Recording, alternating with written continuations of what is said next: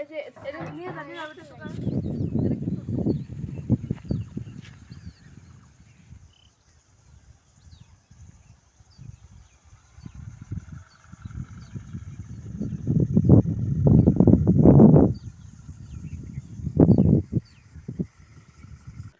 নমস্কার বন্ধুরা, কেমন আছো সবাই? আশা করি সকলে ভালো আছো। আর তো আমার ভিডিওটা যে যেখান থেকে দেখছো সবাইকে আমার আন্তরিক শুভেচ্ছা অভিনন্দন রইল। প্লিজ বন্ধুরা দয়া করে ভিডিওটি পুরোটি দেখে স্কিপ না করে আর বেশি বেশি করে বন্ধুদের মাঝে শেয়ার করো, যাতে আমার ভিডিওটা সবার কাছে পৌঁছে যায়। তো দেখো বন্ধুরা, আজ হচ্ছে মাঠে পেঁয়াজ উঠানোর সময় হয়েছে, মানে জোন পায় নাই, কীভাবে বাবা উঠাবে। বাবা এখন বয়স হয়ে গেছে, তো একদমই মানে উঠাইতে পারে না, কাজ করতে পারে না। তো আমাদের কয়েকটা পেঁয়াজ আছে, কিন্তু কিভাবে উঠাবো বুঝতে পারছি না। এই দেখো আমাদের পেঁয়াজ হয়েছে এইরকম, এই যে পেঁয়াজের গাছটা একটু ভালোই হয়েছে, কিন্তু উঠানোর লোকজন পাচ্ছে না, কিষেন পাচ্ছে না। বাবা একা একা উঠাতে পারছে না। ওদিকে হচ্ছে আকাশে মেঘ মেঘ ভাব করেছে, যদি বৃষ্টি নামে তাহলে হচ্ছে পেঁয়াজটা নষ্ট হয়ে যাবে আর ঘরেও থাকবে না। আর সারা বছরের সঞ্চয় আমাদের এই পেঁয়াজটা, কারণ কি এই পেঁয়াজটা বিক্রি করেই আমরা সারা বছর হচ্ছে মানে কাঁচা বাজার তরকারি এইসব কিনে খাবো, মাছ টাছ। আর ধান হচ্ছে জমির ধানই থাকে, সেই থেকে চাল বানিয়ে আমরা খাই। কিন্তু এই একমাত্র সম্বল যদি আমরা বৃষ্টির মুখে ঠেলে দেই, তাহলে আমরা সারা বছর কি খেয়ে থাকবো বলো। তাই আমি বাবার সঙ্গে সঙ্গে পেঁয়াজ উঠাতে চলে এসেছি। দেখো বন্ধুরা, এই দেখো আমাদের পেঁয়াজটা কেমন হয়েছে তোমাদের মাঝে শেয়ার করছি। মোটামুটি মানে একটু ভালোই হয়েছে। ওই দেখো কীরকম হয়েছে, অনেকটাই আবার রৌদ্র আছে, গরমে একদমই আর ভালো লাগছে না। তবু কি করব, বাবা পারে না, বাবার সঙ্গে উঠাতে এসেছি। কারণ নিজেদেরটা কাজ তো করতেই হবে। মাঠে তো দেখতে পাচ্ছ অনেক লোকজন পেঁয়াজ তুলছে, কারণ আকাশে মেঘের অবস্থা দেখে সবাই পেঁয়াজ উঠানে নিয়ে ব্যস্ত আছে। এদিকে ভাবলাম আমি যদি একটু বাড়িতে বসে থাকি তাহলে তার বাবা পারবে না, আর একদমই মানে কিষান মিশান পায় নাই, তাহলে কীভাবে কি করবে। তাই বাবুর সঙ্গে পেঁয়াজ তুলতে এসেছি, পেঁয়াজগুলো উঠায় বাড়ি নিতে হবে, তা না হলে তো বুঝতেই পারছো। এদিকে দেখো বাবা উঠাচ্ছে আর আমি উঠাচ্ছি। তো বাবা হচ্ছে একদমই মানে মাজাটা পড়ে গেছে, তো সোজা হয়ে বসতেও পারে না আবার উঠতেও পারে না। ভাবছি কীভাবে বোঝাগুলি নেব, বোঝাগুলি নেওয়াটাও অনেক আমার সমস্যা হয়ে যাবে। তাও মানে স্বীকার করতে হবে, কারণ আমাদের তো কষ্টের সংসার বন্ধুরা, কষ্ট ছাড়া আমাদের কিছু নেই। মনে হয় আমাদের এই কষ্ট আর কোনোদিন শেষ হবে না, এরকমটাই মনে হয়। তো দেখো আমাদের পেজটা, তো আমরা না বন্ধুরা অনেকটাই কষ্ট করে খাই, কারণ কি করব বলো, আমাদের সংসার আর কেউই নেই। কারণ একমাত্র বাবা হচ্ছে সম্বল, কিন্তু বাবা পারে না এখন বোঝা টানতে। ওদিকে দেখো অভিজিৎ মাঠে চলে এসেছে রৌদ্রের ভিতরে, কি করব, ও ছোট মানুষ, ও আমাকে ছাড়া থাকতেও চায় না। বাড়িতে তারপরে চলে এসেছে মাঠে পেঁয়াজ এক জায়গায় উঠিয়ে রেখে দিয়েছি। দেখো সেই পেঁয়াজের পর বসে বসে একটু খেলা করছে। তাও ভাবলাম যে ও যদি একটু বসে থাকে তাহলে কয়েকটা উঠাই।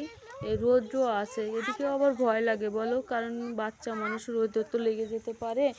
তাই আবার ওদিকেও আমার ভয় ভয় রেখে রেখে কাজ করছি, যে হঠাৎ যদি জ্বর এসে যায় তাহলে তো আমার পেঁয়াজ ওঠানোর থেকে ওকে নিয়েই আবার সমস্যাটা বেশি হবে। আর ওদিকে দেখো বাচ্চারা, ছোট ছোট বাচ্চারা পেঁয়াজ খুঁটতে এসেছে, গরিব অনাথ বাচ্চারা, ওদের মানে পেঁয়াজ খুঁটে খুঁটে রাখে, সারা বছরই খেয়ে থাকে, সেই জন্য ওরা পেঁয়াজ খুঁটতে এসেছে। আর বড় বড় মানুষও পেঁয়াজ খুঁটে নিয়ে যায়, দেখো তারা আসে আবার তুলেও নিয়ে যায়। তাই আমাদেরও তো অল্প একটু পেঁয়াজ, তাই হচ্ছে আমরা বসে থেকে বাবার সাথে সাথে আমি তুলতে এসেছি। এখন হচ্ছে এই যে বোঝাটা হচ্ছে বাবা একদমই নিতে পারে না, আমি এখন এই বোঝাটা এখন মাথায় করে বাড়িতে নিয়ে যাব। তো দেখো বন্ধুরা, বাবা হচ্ছে মাজার সমস্যা হয়েছে, তো বোঝা নিয়ে একদমই হাঁটতে পারে না। আর আমারই এখন এই বোঝাটা নিতে হবে। বাবা আমার বোঝা মাথায় তুলে দিচ্ছে আর বলছে যে তোর মাথায় বোঝা তুলে দেবো। আমার অনেকটাই খারাপ লাগছে। আমি বললাম ঠিক আছে, সমস্যা নাই, আমি নিয়ে থাকি। নিয়ে তারপরে চলে আসলাম, এই যে চলে যাচ্ছি বাড়ির দিকে। আর তো দেখো বন্ধুরা, বোঝাটা অনেকটাই ওজন হয়েছে, আমার নিতেও অনেক কষ্ট হচ্ছে। কারণ কি, আমি তো বোঝা টোঝা এরকম নিতে পারি না। তারপরে দেখা যায় কিছু কিছু মহিলারা আছে মানে মাজাই করে নিতে পারে, কিন্তু আমি সেটাও পারি না। সেই জন্য আমি মাথায় করে নিচ্ছি। আর মনি ওদিকে দেখো লাফালাফি করে বেড়াচ্ছে, আর আমার সঙ্গেও বাড়িও এখন চলে যাবে। বোঝাটা হচ্ছে অনেক দূরই নিতে হবে। সামনে সামনে দেখো যে সামনে যে আমাদের যে কালো গ্রামটা দেখা যায়, কলা গাছগুলো দেখা যাচ্ছে, ওর ভিতরে হচ্ছে আমাদের বাড়িটা, মানে মিডল মানে মাঠের ভিতরে আমাদের এই বাড়িটা। সেখানে আমার নিয়ে যেতে হবে। তাহলে দেখা যায় কতটা কষ্ট হবে আমার। আর এই বোঝাটা হচ্ছে পেঁয়াজ, তো পেঁয়াজ হচ্ছে মাটির মতন ওজন, নেওয়াটাও অনেক কষ্ট হচ্ছে। তোমরা যে আমার মাথায় যে বোঝাটা দেখতে পাচ্ছ, এখানে হচ্ছে 25 থেকে 30 কেজি পেঁয়াজ হবে।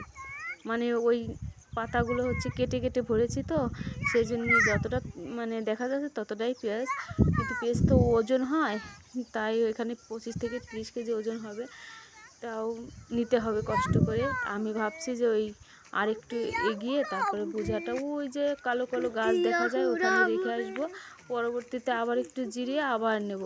এরকম করে করে নিতে হবে, তাছাড়া তার কোনো উপায় নেই। দেখো বন্ধুরা, ছোটকালের যে খেলার দৃশ্যটা কিভাবে খাবো বলো, এই কষ্ট সুবুরি খোলাই করে শেষ হবে না। এদিকে বাড়িতে চলে এসেছি, খেতেই দিতে চাচ্ছে না, মানে আমাকে ধরেছে, খেলা করছে। দেখো সুবুরি খোলাই করে টানছে, বলছে তোমার কাছেই থাকবো। তাই ওকে একটু মানে বাগানের ভিতরে একটু কথা বলে একটা সুবুরি খোলা দিয়েছি, যে ছোটবেলা সেই খেলার দৃশ্যটা অনেকটাই মনে পড়ে গেল। তাই ওদেরকে দিছি যে বাবু তুমি একটু খেলা করো, আমি ওদিকে কয়েকটা খাবার খেয়ে আসি, কারণ আমার তো অনেকটাই ক্ষুধা লেগেছে বন্ধুরা।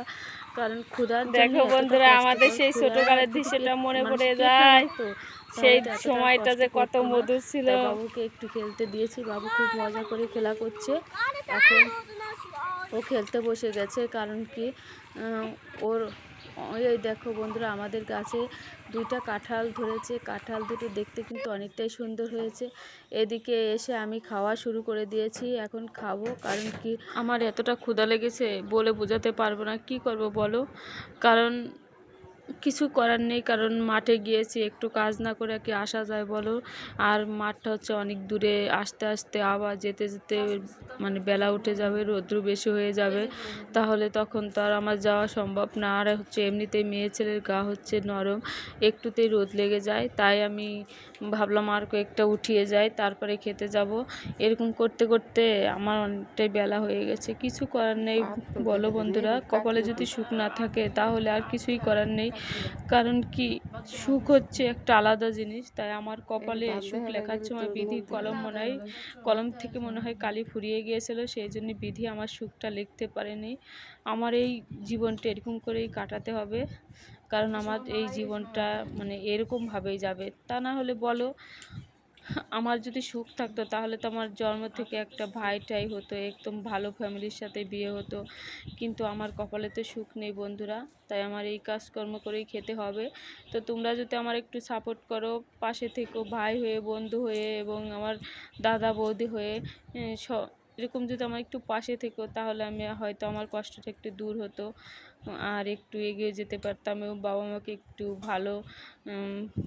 ভালো না হোক একটা নুন ভাত তো খেতে দিতে পারতাম। কারণ এখন বাবা মা পারে না, বাবা মা কোন সময় কি হয়ে যায়, আমার এই সব চিন্তা আর ভালো লাগে না বন্ধুরা। ভাইরা, বন্ধুরা, বৌদিরা, আমার অনেকটাই খারাপ লাগে। কারণ আমার মনে হয় কি, তোমাদের সামনে সরাসরি বসে যদি আমি কথা বলতে পারতাম, মানে আমার অনেকটাই ভালো লাগতো। কিছু করার নেই, কারণ এসব কিছু তোর প্রয়োজন মানে সম্ভব না যে তোমাদের সরাসরি আমি তোমাদের সাথে সামনে বসে শেয়ার করব। কারণ কি, এরকম যদি সম্ভব হতো ভালো হতো, আমার মনের দুঃখটা হয়তো তোমাদের কাছে প্রকাশ করতে পারতাম, এবং যদি তোমরা আমার একটু কমেন্ট করতে, কিন্তু আমার ভাষাটা তোমাদের মাঝে বোঝাইতে পারতাম, তাহলে মনে আমার মনটা একটু হালকা হতো। অনেকটা আমি মানে লাইফটা হচ্ছে আমার কষ্টের লাইফ। তো বন্ধুরা সবাই ভালো থেকো, সুস্থ থেকো।